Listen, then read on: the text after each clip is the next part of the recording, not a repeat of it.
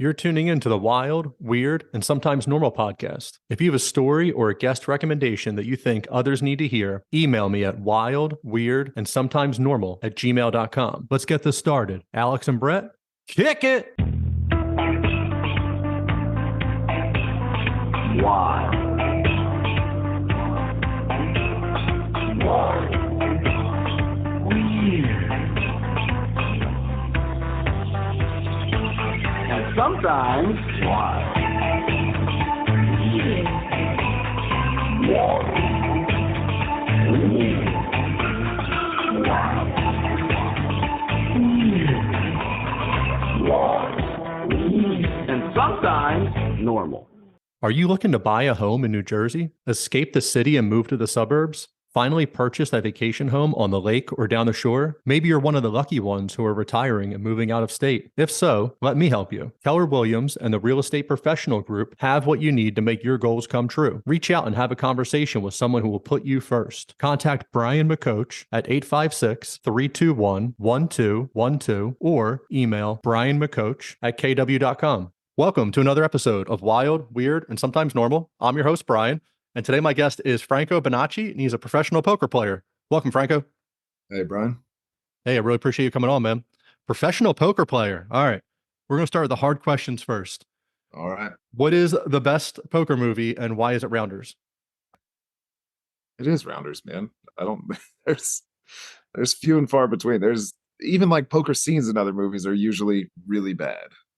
I feel like Wild West, right? Like Will Smith, like there was a poker scene in there. What's the other one? Maverick with Yeah. Mel Gibson. Right. Yeah. But Rounders the best. like Royal Flush versus Squads. Can't believe the guy lost all his money. Like that's those are terrible.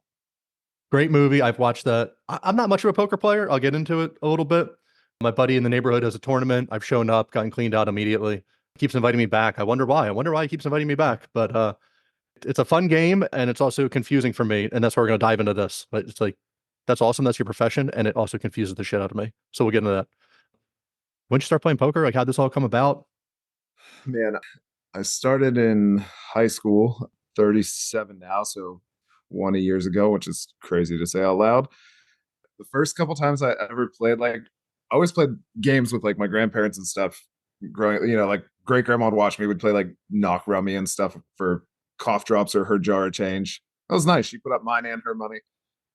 But I was at a family dinner and my uncle got hammered, and my grandfather, his dad, wouldn't let him drive, and he was like, I'm going to my buddy's house to play poker. You drive me and I'll buy you in. And that was like the first time I got a taste of playing like Hold'em. It was like a 2-table tournament at his buddy's house for $10. Yeah. And we just started playing. I was going to high school in Richmond, and I went back and we started playing weekly, and it just sort of snowballed from there. So you go to with your uncle, you drop him off there. How did you do that game? Do you remember? I got second. So winner got everything and second got their money back. We played twice. So I left down my uncle's $10 because I did not cash the second time. But yeah, that was where it started. And then I found online and just kind of grew exponentially. Yeah. All right. So let's get into that a little bit. So you high school, you go back, you're playing games with your buddies. You're better than everybody, or is this like sometimes you win, sometimes you don't? I think I was probably more intrigued by it than most of the people playing. Like they just transitioned from like, oh, like Friday we were going to watch a movie, but now we're doing this. And I don't know, something about the game I just found a little more interesting than the rest of them. Right. So I was a little more motivated to learn how to get better at it. And then there's kids a couple years older than us that were out of high school. They knew about a private game, and what was the area? It was like north of the city of Richmond, and I started going there, and it was like hilarious. Like you'd walk in, and the dining room had a $50 buy-in table, and the living room had two like $200 buy-in tables, and the basement was like the high roller table was $1,000 buy-in. And they ended up actually getting raided by the cops my freshman year of college. So I'm glad I was not home for that. But it was for a stupid reason. Like their neighbors didn't care. They just said, please stop blocking our driveways. And everyone would just park in this huge cul-de-sac blocking all the driveways. And eventually, like one of their neighbors had enough and reported them.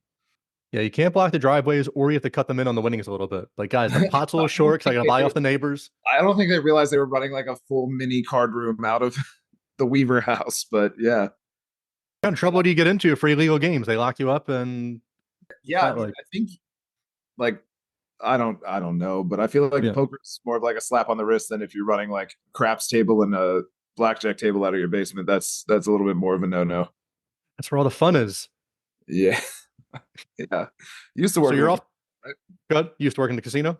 Yeah, that's how Ab knows you. Yeah, yeah. Oh, I used to work in a casino. Yeah. Yes, I used to. Yeah, in Pittsburgh, Rivers, Pittsburgh. So I think she's in table games now or something. And I was in. Or she's out of it. I was She's in home slots. now. She's home now. Hey, you get the whole family, man. You start looking at daycare prices. You're like, it's actually Yeah, we make yeah, money it by you literally staying home. doesn't make sense. Yeah. Yeah, so I know her from the casino, and I'm in Jersey. I'm from Jersey, so I go to Atlantic City. Almost 21, whatever. I'll still go there now to more see shows and concerts and stuff. But like the gambling itself, I never really got into roulette. I guess if I had to pick a game, blackjack, I get it, but it's also stupid to me sometimes. And poker, I would see that. Again, I play with buddies. Like, how do you get better? So like, I watch sports all the time. The NBA, like a college prospect, a guy's getting recruited in high school because he's good, and like you can sit down and watch him and be like, oh, that guy's good because he does A, B, C, and D. How do you get good at poker? For me, it was a lot of like repetition. And I mean, at the time when I started playing, there was a handful of books out, and they call them like training sites, but they were just starting to be a thing. Like Card Runners was the first one where these guys would record their session, like just screen capture their session playing online, and then they would do like a voiceover, like this is why I made this decision, this and that.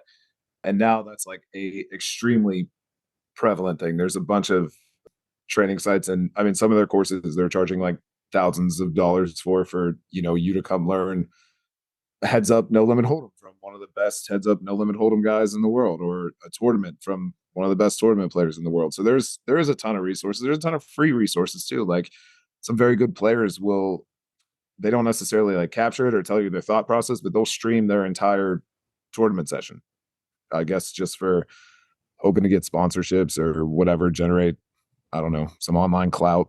I don't know what you do with it, but they were trying to get some for sure. So do you think you're more talent, like born with more talent for poker, or you've just developed those skills more, and that's how you've come to where you are?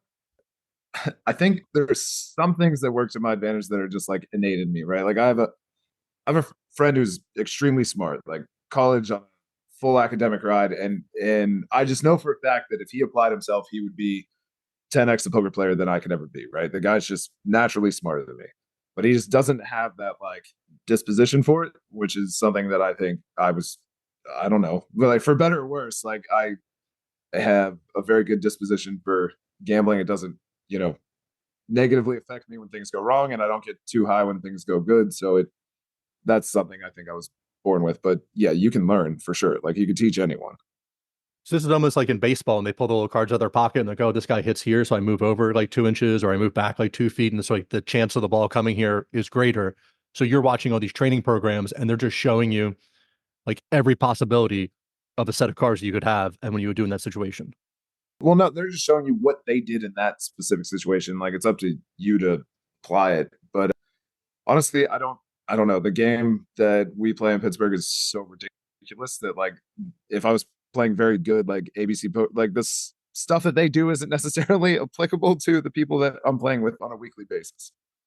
But I'm sure that like there's people that have just done so much more with tournaments than me. Like if you're really studied on it, you probably could know exactly what to do in almost any situation that comes up, right? Like it just comes down to that. Like you have this number of big blinds, these are the hands you should be playing, this is how you should be playing them. And there are people who are extremely sharp on that. I don't get to spend that much time on tournaments. I play some online in PA, and I'll play a few this summer, and that'll probably be it. How much time do you dedicate to poker weekly or monthly? Typically, if things are going well, I'll play a live game Tuesdays, Thursdays, Fridays, and Sundays, and they start at 10 a.m. Usually Friday starts a little later, but they start at 10 a.m. and could end as late as 4 or 5 a.m. Every now and then. We'll have a couple days in a row where some guys come in from out of town, and we'll play basically like Sunday to Wednesday. Like some guys will go home here and there. I'll come home, shower, take an hour or two nap, and go back. But then I also play online too almost every night if something decent is going and the kids aren't, drawing on the walls and ripping up the furniture. And Em was just, she was like, you used to sit and play in the living room all the time. I said, yeah, no one used to mash my keyboard the whole time I was playing. Like, They're just max betting for you. Like, no, not yet. I'm trying to fold. I have had a dog lick my phone to call like a $500 all in. It was, he was wrong. He was not. Yeah. Like, you, buddy, are not a professional poker player. Do not do that again. These games, they start at 10 in the morning. They go to 4. Like, people just happening in between games, or they just, everyone's always fully engaged, ready to go? It just depends. And it's funny, like, it kind of depends on the weather too. When it's nice out, like a lot of these guys who don't have shit to do tomorrow are planning to go golf. So like our game dies earlier. But when it's crappy out, they're like, "Oh, not making that tee time tomorrow. We'll watch the late NBA game and see how it goes." And then like, whatever, that game ends at 12:30 and we're still there. And I mean, it doesn't always go to 4, but sometimes it does. Yeah. That's crazy. That's awesome. So this is poker's your gig. That's it, right? This is your full-time thing that you do?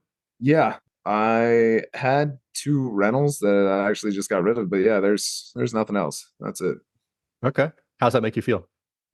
It's good. There's definitely some new pressure when it's more than just my mouth and one dog's mouth to feed.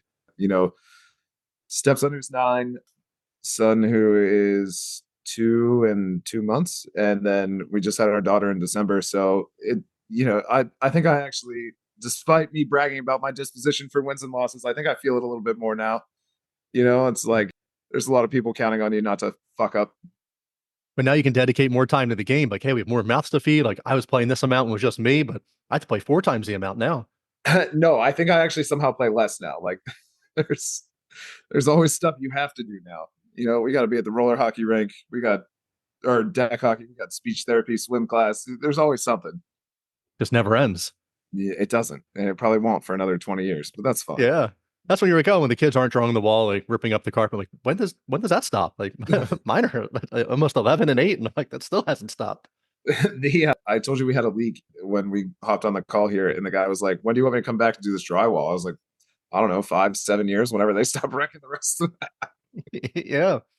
Otherwise, there's like small little patchwork each time. Like, I'm gonna have you back out here in 2 weeks, man. Just come back for the full reno when they're in college. Oh man.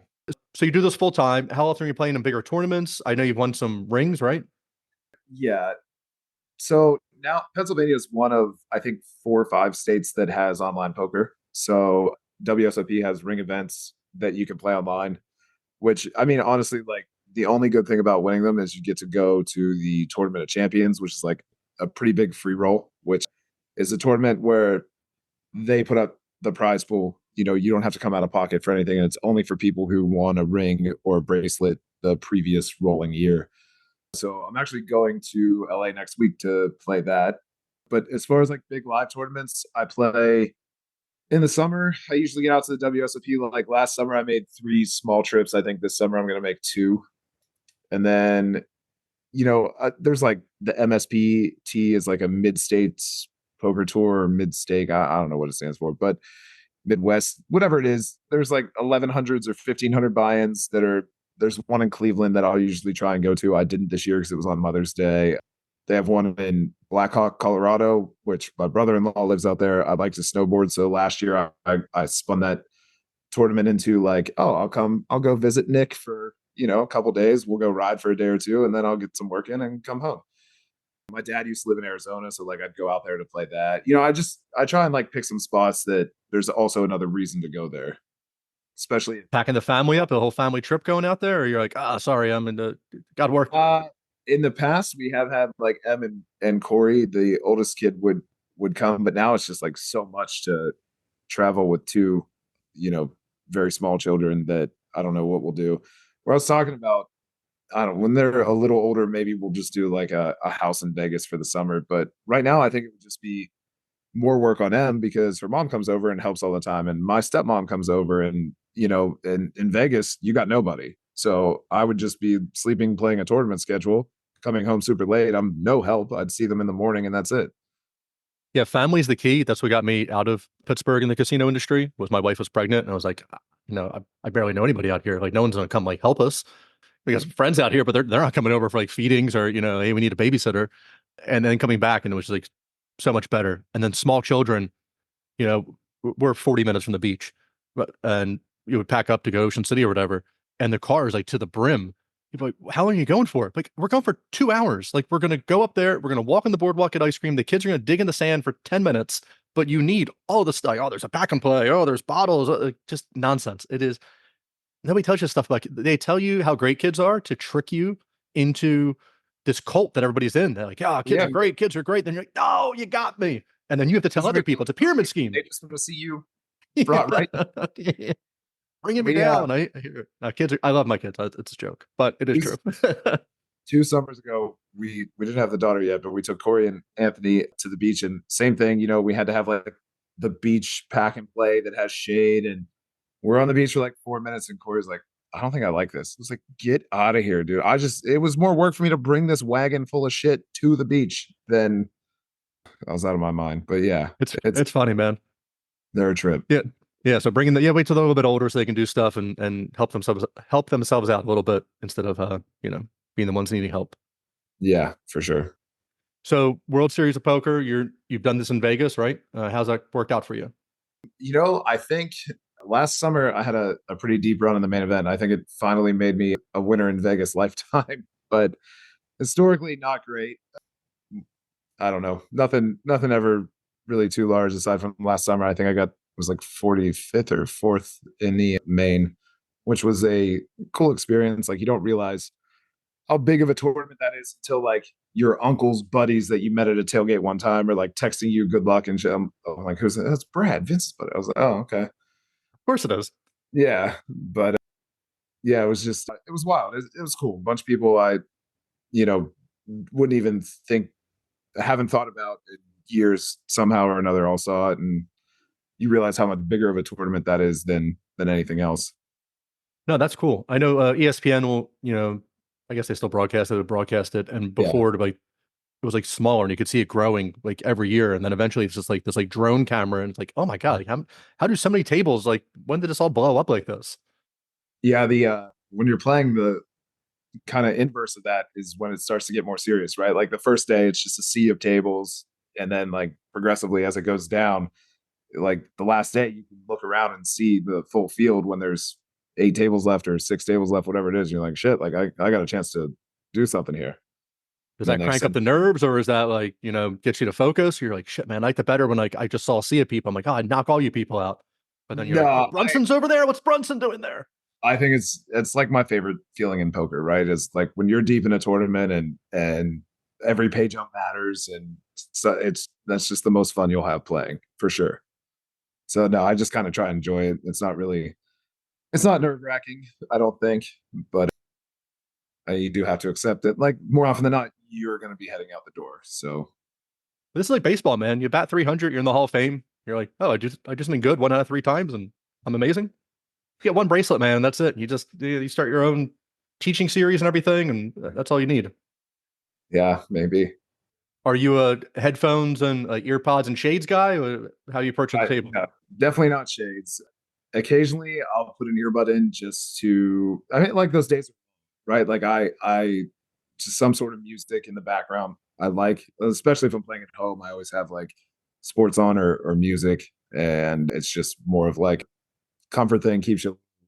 I I was bluffing a dude. I made the mistake of listening to a podcast last summer, and I set some dude all in on the river as like a stone bluff, and he's just staring at me, and like it's just going on and on.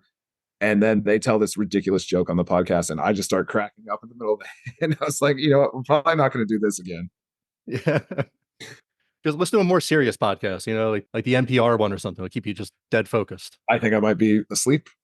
Hey, wake him up. It's his turn to bet. Let's go. Check. Yeah. It was some like story on 2 bears or whatever, but yeah. So is that out more? Like they don't have the hoodies up all the time and the glasses and the headphones, or that's just not your style? Some people do. It's not for me, but I like, honestly, I get it. Like I've had very little experience. Like they call it like playing on the mothership, the big table. It's bright, it's hot, it's uncomfortable to be sitting there. Like I definitely prefer the outer tables at the WSOP. And then the hoodie and stuff, like sometimes, when the tournament starts, they have that thing chilled for, 9,000 people, and then by the time you're down to 40, it's like the room's freezing. So I get the sweatshirts, I get the sunglasses, it's just not for me. Now you want to do okay. So just no podcast, no Two Bears podcast. You don't want to hear any funny stories there to get you distracted. Yeah, for sure. All right, let's get to some good stories. Who's the most famous person you've played with? Poker famous. I played with Helmuth a couple times. The first time I was on a TV table for the main event was with him. So that was like an interesting experience. In my, I guess, not poker famous, I played with Michael Phelps. He was playing a lot for a while at Brigada. My favorite person I played with is, man, I'm going to butcher or forget his last name. He did the music for Entourage. Scott Veneer, I think is his last name. So like that's his job, is he like curates soundtracks for HBO shows. I think he did Ballers too. And that was just like a very like fun person to pick his brain. And this dude Joe that was a music producer in Philly and did like the Roots CDs was like his big thing, and he was playing a lot of poker too. They were, I don't know, those were two cool guys to talk to, right? Like I'd rather talk to someone interesting like that than another like poker person. I could care less, really. Yeah, I need to talk to this music curator guy. Like, how do you? So you just pick music that's already like you're not even making music. You're just like, I put together this playlist HBO, and here you go. I didn't hear the story from him, but I do remember reading it because I was like, oh, like I think that's actually my dream job, is you just make playlists for stuff, right? Like that's awesome.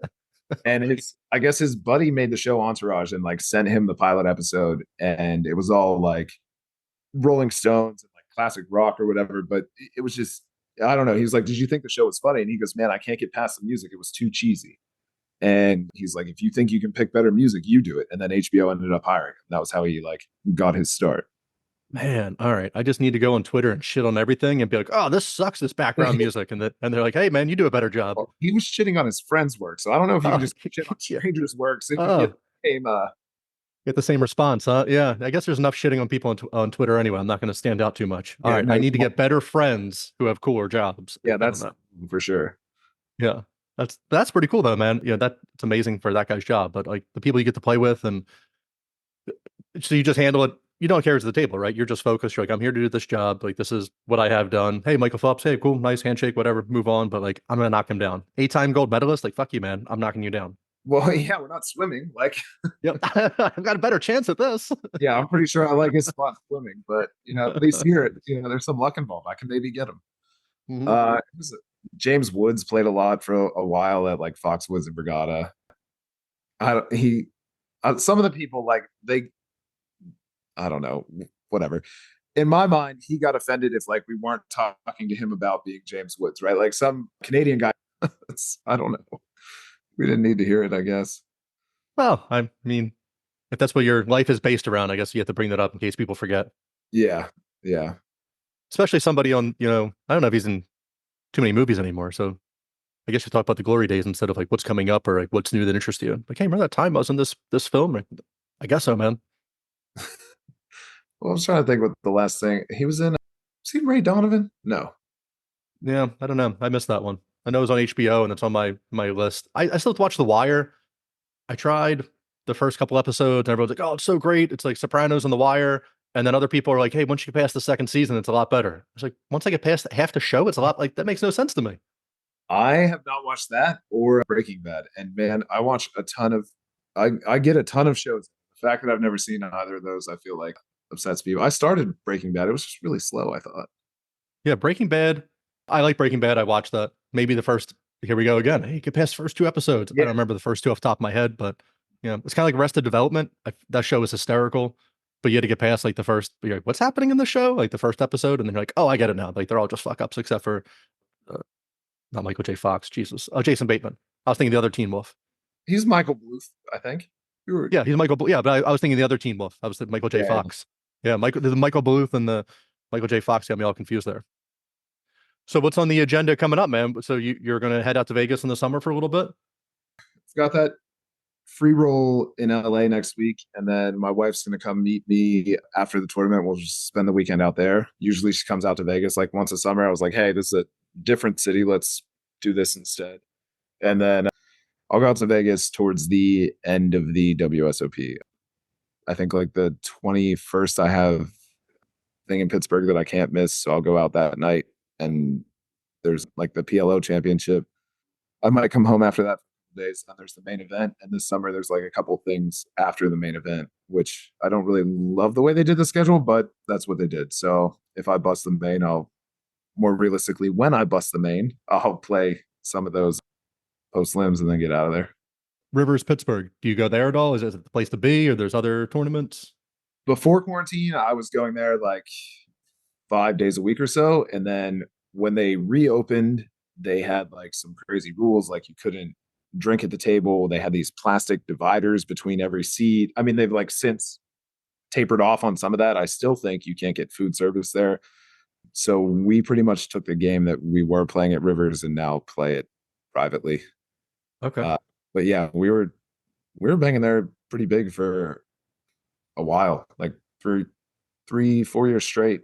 And now it's kind of like, I think the casino's a little bit short-sighted. Like they would rather have a sea of small stakes tables than like have one or two bigger games. Like they stopped letting you call in a list and they got like mad at the guys who were. And it's like, okay, we could have more small stakes tables and make our, profit off them. They probably make more because they take per hand instead of charging every seat per half hour.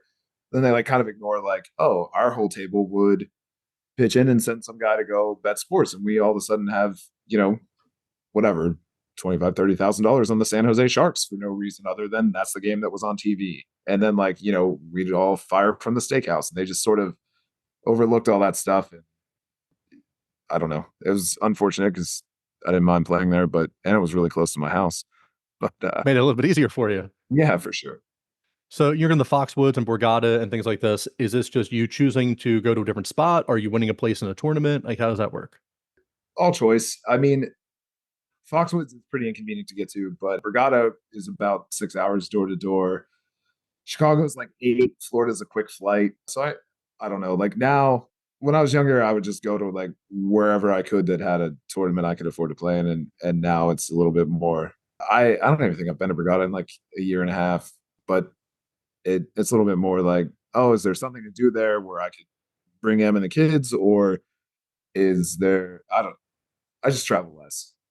Yeah. Having online in PA helps too. Like if I want to play some tournaments, they run every Sunday. They're not huge or anything, but they're there, and it's better than nothing. Why are you going to LA? You said next week. What's the LA tournament? What's the attraction to that? Just to get out there? So I won a ring, and every year they do a tournament of champions for everybody who won a ring or a bracelet. And I feel like every year it definitely gets a little more diluted, but usually the past couple of years it's been in Vegas and they moved it to LA, which I thought was really dumb, but it probably will benefit the people who are actually going because like if you're in Vegas, you're already there, but all the people who have to travel to Vegas, are they really going to go to LA the week before? That's part of why I'm skipping like the start of this year's WSOPs. I'm doing this instead. And that I just figured, whatever, we can take a long weekend and enjoy LA instead of Las Vegas, something different. Yeah. Okay. That's cool. And then, LA doesn't have aliens crashing in the backyard like Vegas did last year. So you don't have to worry about that. I just think they have aliens walking up and down the street. I'll let you know. Much different. Yeah, you find one, let me know. I need to square an interview with them. That's awesome. So the best year in poker ever, like what kind of wins are you tallying? Like, I had a feeling you were going to ask me something like that. Not dollar amount. I'm just talking about, I won 20, whatever it might be. Oh, I can just tell you that with confidence, my best year was during quarantine. Like Pennsylvania had just got online. So the games were like very good and everybody was home. And then the private game we were playing on a casino, we started playing on an app. So it was like I got to play medium to big stakes games literally every single day. And it was just, I don't know, it was my heaven. now the shit doesn't go nearly as often. But yeah, literally was just like sitting on the front porch and I'd have like 5 tables of 5-10 or more every single day of the week. That was a strong calendar year. I feel like everyone else is like, oh, this is the worst. I was like, are you kidding me? Keep this coming. Yeah. More coronaviruses. Keep them coming. Well, no, I think everyone's got to like recoup for like 4 or 5 years. Then we can have another one, Yeah. Okay. Hey, they're working on it. Don't worry. It'll come. Yeah. So you're playing online and you're talking about, there's a bunch of you guys, you might put a bet in on the sharps or something. Do you as you're playing this game, do you just feel like you need more, or is like poker enough for you? Or you said you'll have like sports on in the background, so you're watching like the T-Wolves playing last night, and you're like, I'll just put some action on this, and this way I'm excited here, I'm excited there. Oh, yeah, I mean, for sure, like poker's enough, but it's also like it's not very uncommon for like a portion of the game all to take the same side of like a small sports bet or something. Just whatever. We're all sitting there, we're all watching it anyways, or like there's a couple guys who run a book and someone I've got to fade the Mavericks tonight or whatever. So you're at least like cheering on your bookie buddy. Like, okay, hopefully the Mavericks don't win for you. Yeah. All right. Well, that's cool, man. I like that. Crazy stories. Anything? Tables getting flipped. Little midget run out of the closet with like a billy club. Crazy. I don't know, man. I Nothing too absurd. I don't know. Let me make something up if you don't know. Let me circle back to that one. Yeah. I like as far as like actual poker crazy. There was this one summer. It was probably like my third summer going out to Vegas. I'm in my early 20s. I'm playing like a side event, and Phil Hellmuth's at my table, and this guy gets moved there, and like the only way I could describe to you how this guy looks is just like the quintessential like douche. Like he literally has like a button down shirt, like dazzles down the sleeves, and like an Ed Hardy t-shirt under it, and his jeans are like rhinestone line and stuff. And it's his turn to act. So he's sitting in the 9. Then there's the dealer and Phil Hellmuth's in the 1. He's like leaning over the dealer, like staring at Phil Hellmuth, staring at him. And this guy's first to act, and he like hasn't done anything yet. He goes, I know you got it, Phil, and folds. And he throws ace king face up.